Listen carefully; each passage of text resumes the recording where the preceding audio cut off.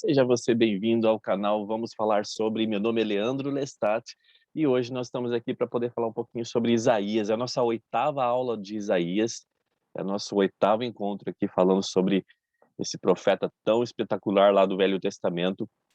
E eu gostaria de convidá-los, né, para que você possa curtir, comentar, compartilhar e principalmente se inscrever no canal, para a gente poder ajudar o canal se espalhar aí pelo YouTube, pelas redes sociais, para que as pessoas possam conhecer um pouquinho mais sobre essas verdades relacionadas a Isaías também.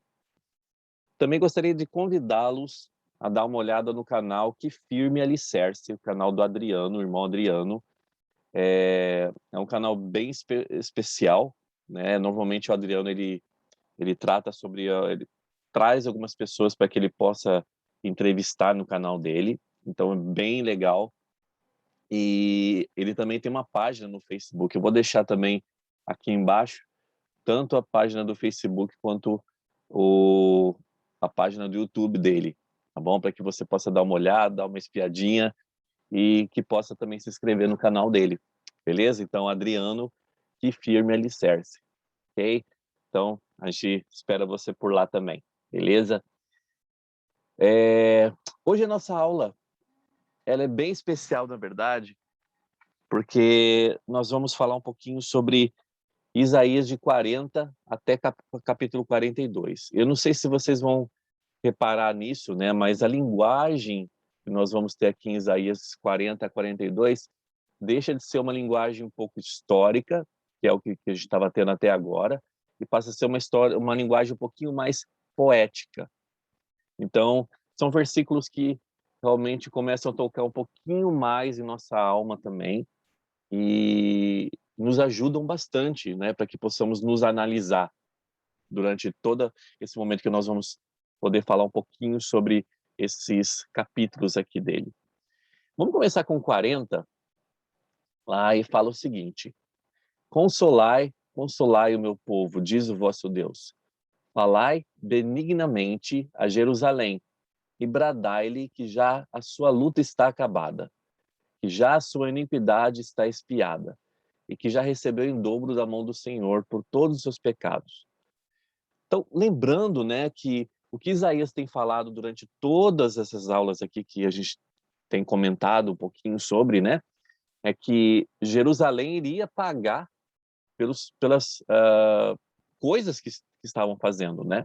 Então, na verdade, Jerusalém, Judá, todos esses reinos eles iriam pagar. E uma das profecias que Isaías tem é que haveria, né, um castigo para essas cidades, para esses locais, né? Só que aqui o Senhor ele começa a falar um pouquinho que a sua luta está acabada, falando sobre Jerusalém.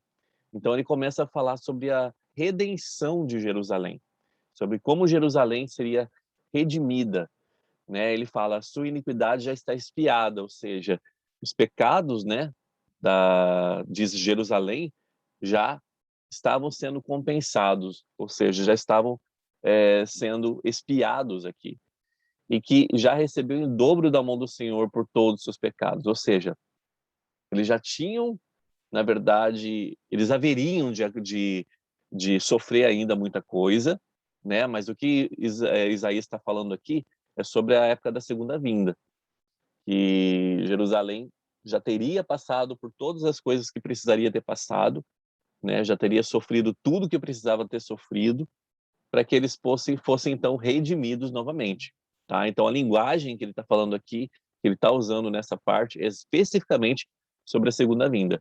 Então ele está vendo, né, o que aconteceria antes ali da segunda vinda de Jesus Cristo, ok? Lá no terceiro ele faz assim, ele fala o seguinte: voz do que clama no deserto, preparai o caminho do Senhor, endireitai o ermo, vereda a nosso Deus. Então aqui é uma profecia também um pouco relacionada à época de Cristo e um pouco relacionada à época da restauração. A gente vai entender um pouquinho melhor sobre isso. Voz do que clama no deserto. Esse que clama no deserto seria relacionado a João Batista, né? Então, na verdade, Isaías ele estava falando aqui sobre a influência que João Batista teria na questão de ser um restaurador de coisas também, das coisas do Evangelho, porque ele chegou ali para preparar o caminho do Senhor, para que ele fosse batizado, para que o ministério de Jesus Cristo pudesse começar. Olha o que o elder George Tisdall falou.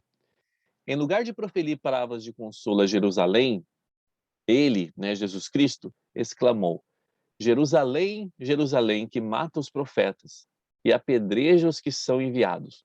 Quantas vezes eu quis ajuntar os teus filhos, como a galinha junta seus pintos debaixo das asas, e tu não quisestes. Eis que a vossa casa vai ficar deserta. Seriam essas palavras de consolo para Jerusalém? Creio que não. É patente que João Batista não seria somente o precursor de sua primeira vinda, da vinda de Cristo, mas também na segunda. As escrituras são claras nesse ponto. Tão somente na segunda vinda do Senhor, Jerusalém terá perdão e paz. Por isso a referência à voz do deserto. João Batista, endireitando o caminho no ermo, aplica-se ao seu ministério como precursor, tanto no passado como nos últimos dias.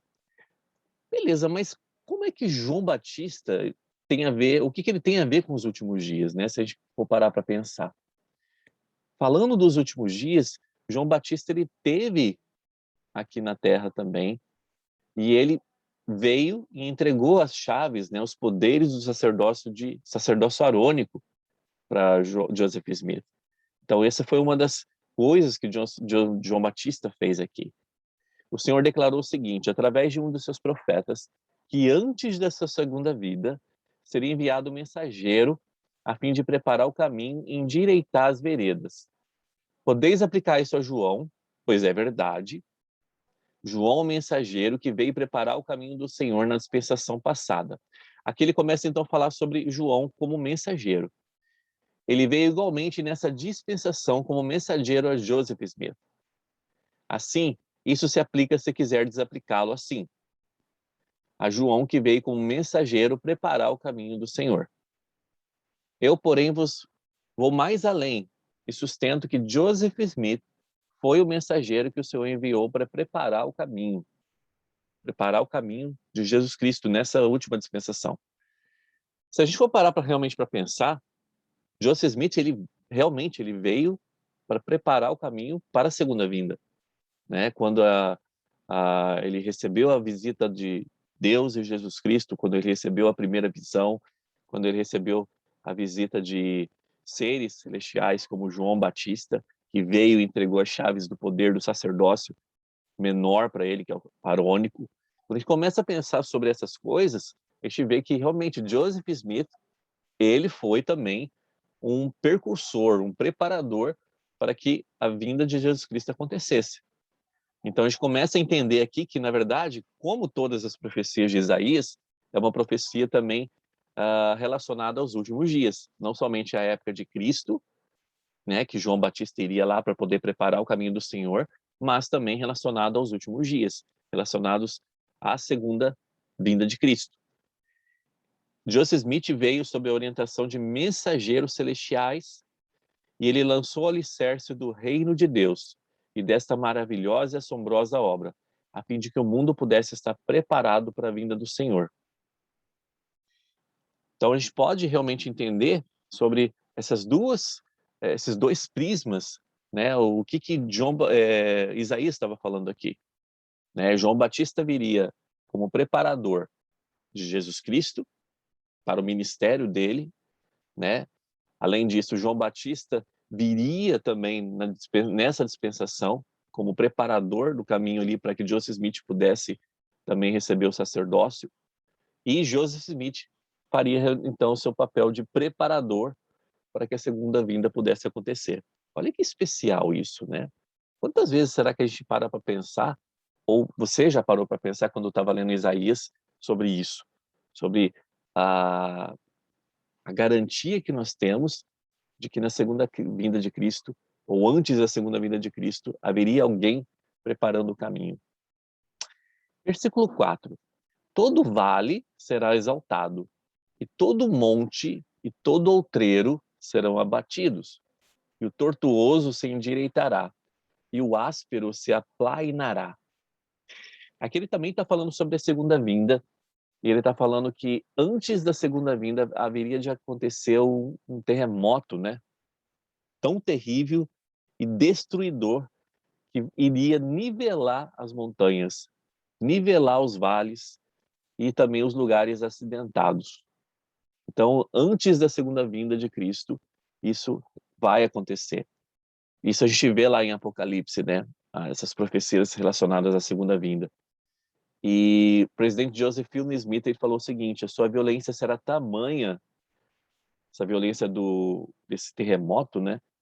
Que o sol escurecerá, a lua terá cor de sangue, as águas serão repelidas para o norte e os continentes voltarão a unir-se como antes dos dias de Peleg. Então, isso realmente existe um motivo para isso acontecer, né? Os continentes serem unidos e tudo mais. A gente sabe que durante o milênio, Jesus Cristo ele vai reinar, né, como o poder teocrático. Ele vai ser o poder durante o milênio. Então a Terra ela vai precisar passar por toda essa modificação para ela voltar a ser como era antes, né? Os continentes juntos e tudo mais, para que exista realmente um centro da Terra de onde Jesus Cristo vai dirigir. Versículos 5 a 8. E a glória do Senhor se manifestará a toda a carne, e toda a carne juntamente verá que a boca do Senhor o disse. Voz que disse, clama. E disse ele, que hei de clamar? Toda a carne é erva, e toda a sua benignidade como as flores do campo. Seca-se a erva e caem as flores, soprando nelas o Espírito do Senhor. Na verdade, o povo é erva. Seca-se a erva e caem as flores. Porém, a palavra de nosso Deus subsiste eternamente. Aqui ele compara as pessoas, né, a uma erva, né? E ele compara, fala, né, que nossa carne é erva. Quando ele está falando de erva aqui, na verdade, ele está falando de capim seco, tá? E por que ele fala isso? Ele, na verdade, quando ele diz aqui, seca-se a erva e caem as flores. Na verdade, o povo é erva. Ou seja, as pessoas, elas são tão injustas muitas vezes, né? Tem tanto orgulho, né? Não quer realmente mostrarem-se como seguidoras de Cristo e tudo mais, não querem realmente quebrar esse gelo que existe. E ele mostra quão frágil as pessoas são, né, durante a morte.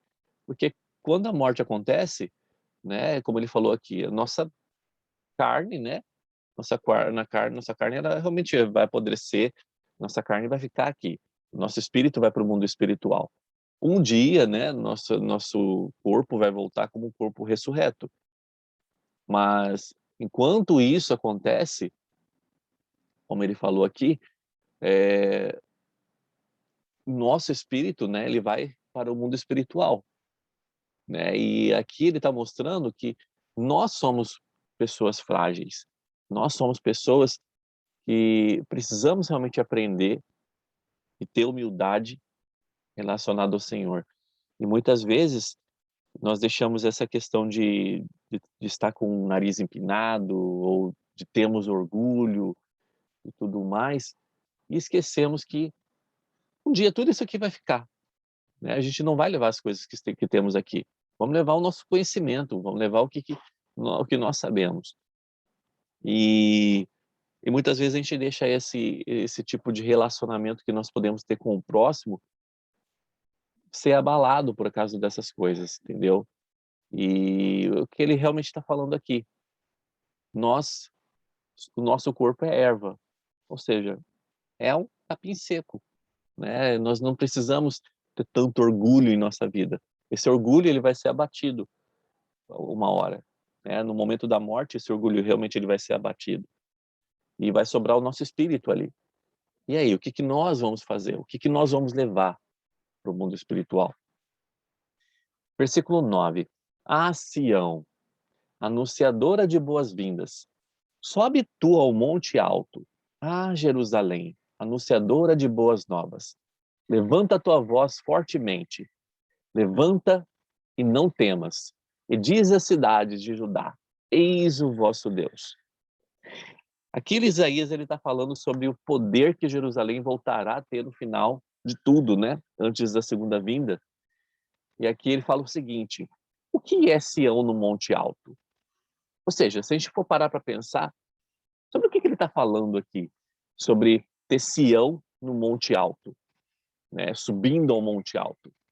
O elder Orson Pratt falou o seguinte, que essa escritura é uma profecia concernente a Sião do Senhor, que seria edificada na terra antes dele voltar em glória. Então, só relembrando, né? Nós teremos duas Jerusaléns, né? Na época da segunda vinda, para ali durante o milênio. Nós teremos a Jerusalém, a nova Jerusalém, e nós teremos a Jerusalém, que era a Jerusalém dessa época, que vai ser restaurada.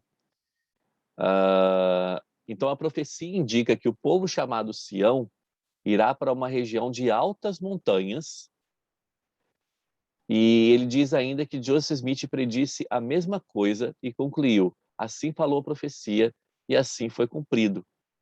Quando a gente pensa lá nas montanhas de Utah, né, nas áreas adjacentes e tudo mais, a gente vê realmente isso acontecendo, né? Que Sião iria para uma região de altas montanhas, tudo mais. E a preparação de Sião, no início, né, dessa dispensação, começou lá em Utah, começou nessas altas montanhas, né? E é claro, essa preparação, ela foi espalhada e está sendo espalhada pelo mundo, né, para que haja a coligação de Israel. Mas tudo começou nessa dispensação ali nas montanhas de Utah, nas montanhas adjacentes ali de Utah. Versículo 10. Eis que o Senhor Deus virá com poder e o seu braço dominará por ele. Eis que o seu galardão vem com ele e a sua recompensa diante de sua face. Como pastor, apacentará o seu rebanho. Entre os teus braços recolherá os cordeirinhos e os levará no seu regaço. As que amamentam guiará suavemente. Aqui, na verdade, é uma profecia messiânica falando sobre... Na verdade, é meio que Jesus Cristo falando sobre ele vindo, né, em carne aqui para a Terra. E que como ele, né, como um pastor, apacentaria o seu rebanho durante o seu ministério. Então, é uma profecia que a gente chama de profecia messiânica também. Tá? E é interessante que ele fala, né? O Senhor Deus virá com poder e o seu braço dominará por ele. Quando a gente está falando aqui com o seu braço, a gente está falando sobre o poder de justiça que viria com Jesus Cristo. Nós temos duas situações aqui também. Estamos falando aqui da situação da época da vinda de Cristo, do ministério dele, e também da época da segunda vinda, né? Que Jesus Cristo ele virá lá com o seu braço de justiça também sobre a terra, né? E a mesma coisa que ele fala aqui, como pastor apacentará o seu rebanho. Foi o que ele fez durante o ministério dele e é o que ele fará também durante o milênio, né? Durante a época da segunda vinda, para que ele possa ter lá as pessoas que ressuscitariam para o reino celestial e terrestrial durante o milênio. Versículo 28 até 31.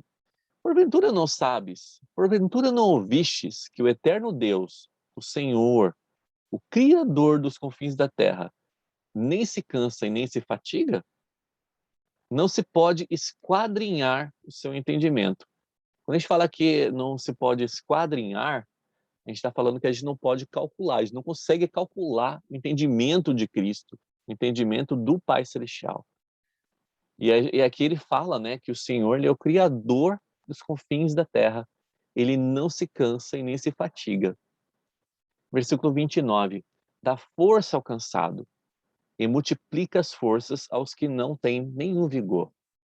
Os jovens se cansarão e se fatigarão, e os moços certamente cairão. Mas os que esperam no Senhor renovarão as suas forças. Subirão com asas como águias, correrão e não se cansarão, caminharão e não desfalecerão. Então, aqueles que esperam no Senhor, eles têm uma renovação espiritual. Eles têm, na verdade, um poder santificador para que eles possam ter o poder que o Senhor promete a eles. Né? E aqui ele fala, subirão com asas como águias, ou seja, é um poder sobre todas as coisas. Né? E realmente as pessoas, essa é uma promessa do Senhor. Os que tentam se santificar, né, terão realmente poder sobre outras coisas. E essas pessoas, como fala aqui, né, terão uma renovação de forças, aqueles que esperam no Senhor. E ele pede, na verdade, aqui, né, ó, dá força ao cansado, multiplica as forças daquele que não tem vigor. Ou seja, aquele que realmente não tem um testemunho tão forte, né, mas que ele possa ser fortificado de alguma forma. Ele pede realmente ao Senhor para que isso aconteça. E ele pede para que nós possamos ser participantes desse processo também. É o processo de ministração às pessoas, né? A ministração do Evangelho. O Brother Pratt aqui também sugeriu o seguinte, que os que estiverem confinados à esfera mortal e suas leis poderão ser renovados pela luz da verdade e capacitados a se locomoverem de um lugar para outro com grande velocidade, até mesmo com a velocidade de luz. A promessa maior reservada aos que têm sido verdadeiros e fiéis no cumprimento dos mandamentos e confiantes no Senhor reside em serem capazes de correr sem se cansar e caminhar sem se fatigar. Como todo homem que corre sente o cansaço normal de uma corrida prolongada e o fato de ser raro alguém se fatigar simplesmente caminhando, é óbvio que essas promessas se aplicam mais explicitamente às coisas do espírito, pois o Senhor não se cansa e nem se fatiga. Embora haja aqueles que correm sem serem mandados, os servos do Senhor são comissionados a correr, cuidando de sua obra. Então, nós somos comissionados a sermos mordomos, cuidadores da obra do Senhor. O homem chamado a servir pelo Senhor participa de uma competição, na qual não é dos ligeiros a corrida, nem do valente as pelejas, mas é recompensado aquele que perseverar até o fim. Ter forças para correr a carreira da vida sem se cansar é uma promessa preciosa. Ser capaz de caminhar com segurança e não desfalecer ou afastar-se da verdade é uma grande bênção. Que grande consolo e incentivo não é para os que confiam no Senhor serem capazes de servi-lo vigorosamente e sem se cansar, espiritualmente falando, e de andar com certeza e não apostatar. Que promessa maravilhosa que nós temos aqui, né? Relacionadas ao nosso lado espiritual. Capítulo 41. Eu selecionei alguns versículos aqui para gente. Calai-vos perante mim, ó ilhas, e os povos renovem as forças. Cheguem-se e então falem. Cheguemo-nos juntos a juízo. Quando ele está falando aqui, calai-vos perante mim, ó ilhas, essas ilhas ele está falando, na verdade, sobre os povos que estão espalhados, né, de Israel. E, na verdade, ele está falando como esses povos estão perdidos para os homens, né? Eles são considerados como ilhas. A gente não consegue chegar lá tão fácil a essas pessoas. Só que eles estão no processo, né, de coligação. Estão no processo de serem reajuntados, reagrupados.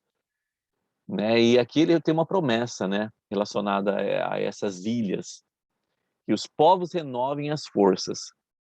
Essas forças que ele está falando são forças espirituais, né? As pessoas que vão ser restauradas de volta, né, a Israel, a essa casa de Israel, elas obtêm as forças espirituais renovadas. Lembrando que a coligação de Israel começa, na verdade, a partir do momento que as pessoas são batizadas. Então elas começam a percorrer o caminho de volta à casa de Israel. Então elas são reagrupadas à casa de Israel. Tanto é que quando recebemos a bênção patriarcal, nós recebemos uma tribo na bênção patriarcal, né? E isso nos indica que nós passamos a fazer parte daquela tribo a partir daquele momento, né? Então,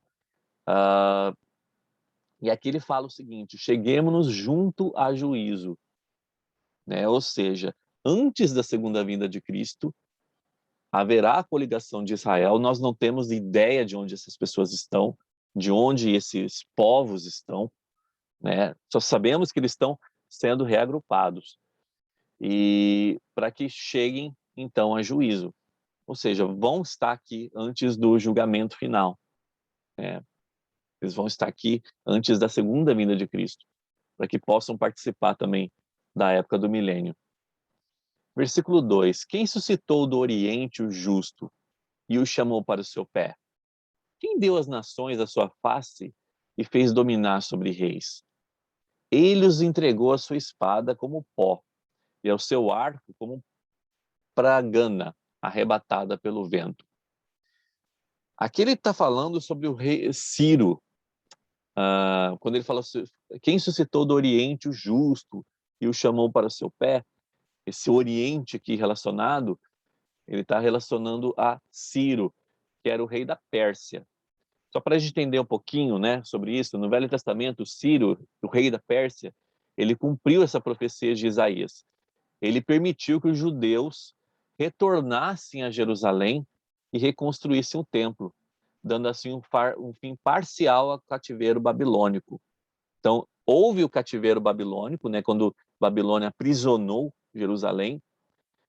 Só que Ciro, ele foi lá e quebrou esse cativeiro babilônico. Ele permitiu que Jerusalém retornasse e reconstruísse o templo na cidade deles. Então, a profecia de Isaías foi feita cerca de 180 anos antes do decreto real. Então, essa profecia aconteceu antes, muito tempo antes, né, da situação realmente acontecer, 180 anos. Versículo 9: tu a quem tomei desde os confins da terra, e te chamei dentre os seus mais excelentes, e te disse, tu és meu servo, a ti escolhi e nunca te rejeitei. Não temas, porque eu estou contigo. Não te assombres, porque eu sou teu Deus. Eu te fortaleço, eu te ajudo e te sustento com a destra da minha justiça. Olha que promessa interessante que podemos aplicar para a gente, né? Olha só, não temas, porque eu estou contigo. Não te assombres, porque eu sou teu Deus. Eu te fortaleço, eu te ajudo, eu te sustento com a minha justiça. Eis que envergonhados e humilhados serão todos os que se indignarem contra ti. Tornar-se-ão em nada, e os que contenderem contigo perecerão. Ele está falando aqui, é uma profecia também dúbia, né? Ele está falando sobre Jerusalém, mas está falando também promessas aos que seguem o Evangelho, né? 12. Buscá-lo-ás, porém, não os acharás. Porém, os que pelejarem contigo tornar-se-ão em nada, e em coisa de nenhum valor os que guerrearem contigo. Então, apesar de tudo que aconteceria com Jerusalém, o Senhor ainda, aqui no final, ele dá essa promessa, né? O que aconteceria com aqueles que pelejaram contra Jerusalém? Porque eu, Senhor teu Deus, te tomo pela tua mão direita e te digo, não temas, eu te ajudo. Não temas, ó verme Jacó, povozinho de Israel, eu te ajudo, diz o Senhor, o teu Redentor, o que é o Santo de Israel. Eis que todos são vaidade, as suas obras são nada, as suas imagens de fundição são ventos e nada. Novamente o Senhor aqui ele mostra para a gente que depois dessa vida, né, não tem por que nós temos tanto orgulho, não tem por que nós temos tanta vaidade, como ele fala aqui, porque isso é nada. Porque vai chegar um momento que essas coisas todas vão passar. E que suas imagens de fundição vão ser vento e nada. Quantas vezes nós adoramos outros deuses, né? Adoramos outras coisas sem ser o Senhor. E essas coisas vão ficar aqui. E que possamos lembrar que o que o Senhor está falando aqui é relacionado a Ele, né? Que nós possamos realmente adorar o Senhor, para que possamos não deixar essas coisas aqui quando partamos para o mundo espiritual. 42. Eis aqui o meu servo a quem sustento, o meu eleito, em que se apraz a minha alma. Pus o meu espírito sobre ele, juízo trará aos gentios. Novamente é uma profecia messiânica, né? Falando sobre Jesus Cristo aqui. É Jesus Cristo, na vida pré-mortal, falando sobre ele, quando ele viria, tanto no seu ministério, quanto na segunda vinda. Não clamará, nem alçará sua voz, nem fará ouvir a sua voz na praça. A cana trilhada ele não quebrará, nem apagará o pavio que fumega. Com verdade, trará o juízo. Não desanimará, nem será quebrantado, até que ponha na terra o juízo, e as ilhas aguardarão a sua doutrina. Lembrando que quando a gente está falando de ilhas, estamos falando sobre a casa, né, perdida de Israel, as tribos perdidas de Israel. Então, para a gente entender um pouquinho esses versículos aqui, Till Belitsov, é alemão esse nome, ele falou o seguinte: a metáfora da cana trilhada e do pavio fumegante significa que, mesmo vindo para julgar, ou seja, mesmo que Jesus Cristo tenha vindo desde a sua época do ministério, como na segunda vinda, mesmo que ele venha para julgar, ele não tenciona destruir, mas sim salvar almas. Interessante isso, né? Ele não vem aqui para poder destruir, para dizer que ele é o juiz de tudo, né? Para destruir as pessoas, mas ele vem para poder salvar almas. Então a expressão pavio que fumega, ela foi traduzida como pavio bruxulente. Então eles explicam o seu emprego assim: na declaração de que, num caso como este, ele não quebra ou apaga completamente.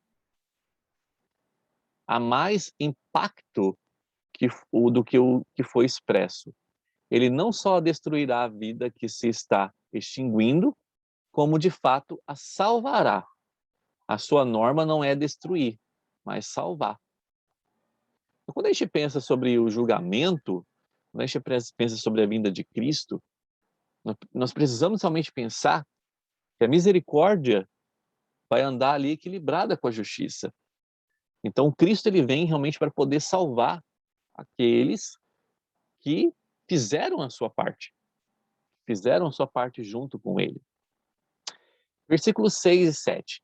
Eu, Senhor, te chamei em justiça, e te tomarei pela mão, e te guardarei, e te darei por convênio do povo, e para a luz dos gentios, para abrir os olhos dos cegos, para tirar os cativos da prisão, e da casa do cárcere os que jazem em trevas. Novamente falando sobre Jesus Cristo, né? Eu te chamei em justiça, te tomei pela mão, te coloquei como luz para os gentios, luz para aqueles que não faziam parte da casa de Israel, para abrir os olhos dos cegos, né, aqueles cegos espirituais, para tirar os cativos da prisão. Olha que interessante aqui, né, tirar os cativos da prisão, quando a gente pensa no mundo espiritual. Cristo, ele foi ali, e ele foi a primeira pessoa que pregou os espíritos que estavam em prisão. Né? Na época, quando Cristo ele morreu, e entre o período que ele ficou morto e o período que ele ressuscitou, ele foi ao mundo espiritual e ele pregou aos espíritos que estavam cativos ali. E esses espíritos tiveram a chance de conhecer o evangelho, né? Tiveram a chance de poder participar das ordenanças do evangelho. E Cristo ele ministrou ali, ele chamou outras pessoas para que pudessem continuar o seu ministério no mundo da vida pós-mortal, né? ali no mundo dos espíritos, para que mais pessoas tivessem a chance de conhecer também o evangelho ali no mundo espiritual. Então ele tira os cativos da prisão. E a gente entende esse cativos da prisão também pelo poder expiatório de Cristo, né? Porque na verdade, quando Cristo ele expiou por nossos pecados, ele trouxe dois tipos de salvação para a gente. Uma salvação da morte física e uma salvação da morte espiritual. Né? Da morte física, porque nós vamos ressuscitar. Né? Nosso corpo ele vai ser trazido de volta de uma forma perfeita novamente, na ocasião da segunda vinda. E da morte espiritual. Então, nós temos a chance de fugir dessa prisão espiritual aqui na Terra, causada pelo pecado. Então, quando nós nos arrependemos dos nossos pecados, nós saímos dessa prisão espiritual que nós temos aqui, relacionado ao pecado também.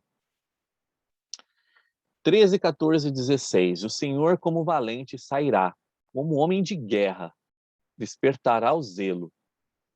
Então, ele aqui está falando sobre a ocasião da segunda vinda de Cristo.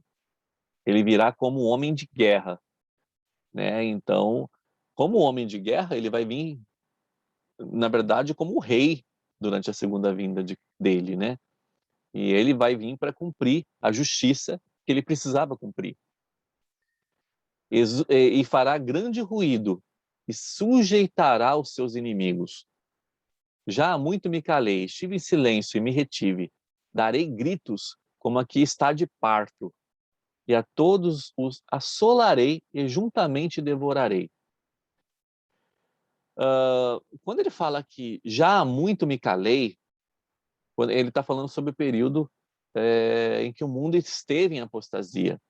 Né? A apostasia significa o afastamento da verdade, é quando a verdade deixou de estar aqui na Terra.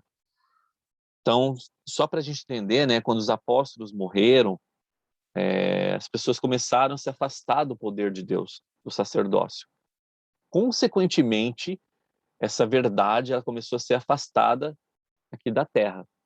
Então, existiu um momento em que a verdade ela foi retirada da Terra porque os homens não estavam mais preparados para poder seguir essa verdade.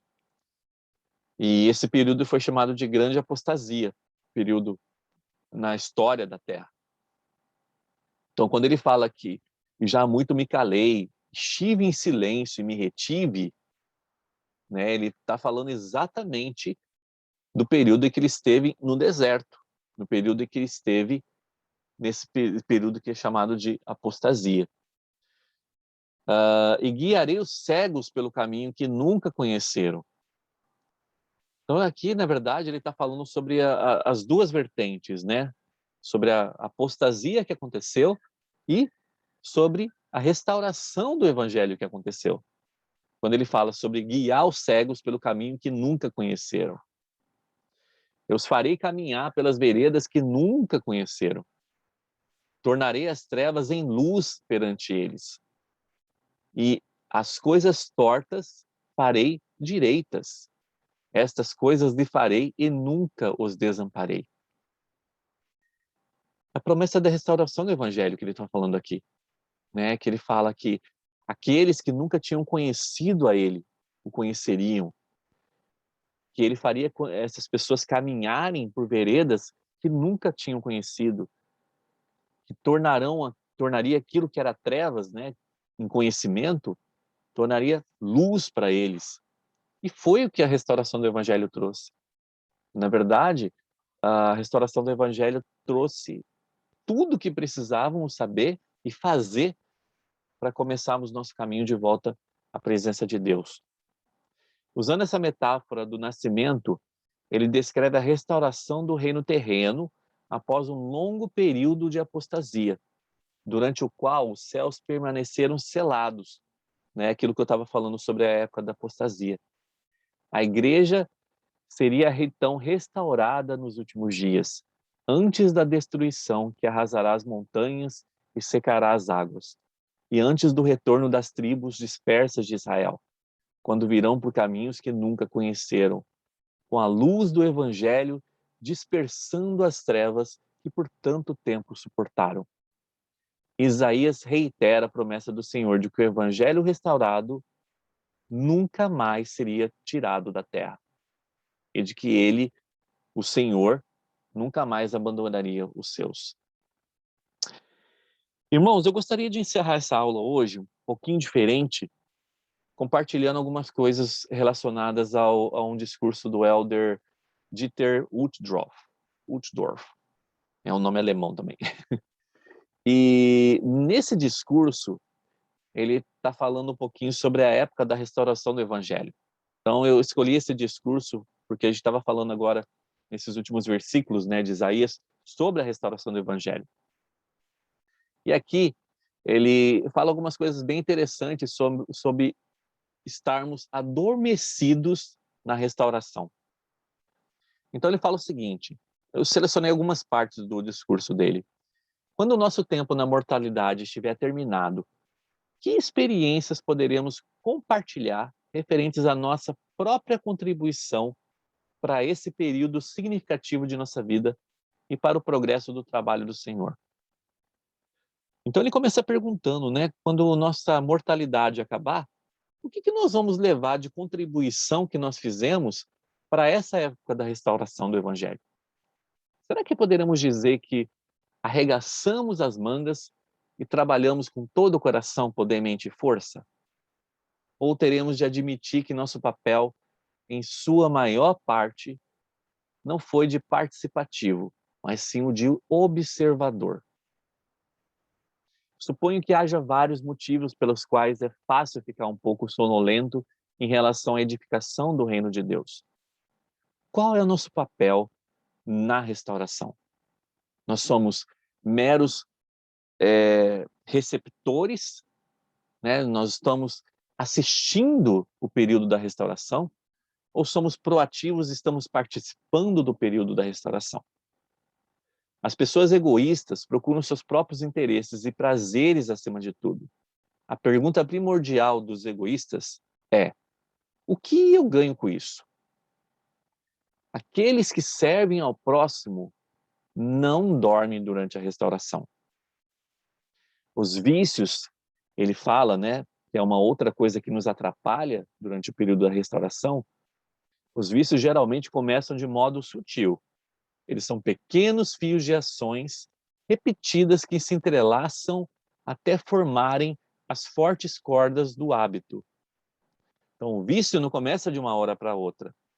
Ele vai, de pouco a pouco, nos enrolando, até que aquilo se torne um hábito. Os hábitos negativos têm o potencial de tornar-se vícios debilitantes. Essas correntes aprisionadas do vício podem ter muitas formas, como pornografia, bebida, sexo, drogas, fumo, o jogo, alimentos, o trabalho, a internet ou a realidade virtual. Satanás, o nosso inimigo em comum, tem muitas ferramentas favoritas que ele usa para nos roubar o potencial divino de cumprir nossa missão no reino do Senhor. A coisa mais importante é continuar tentando vencer o vício. Às vezes, são necessárias várias tentativas antes que a pessoa tenha um sucesso.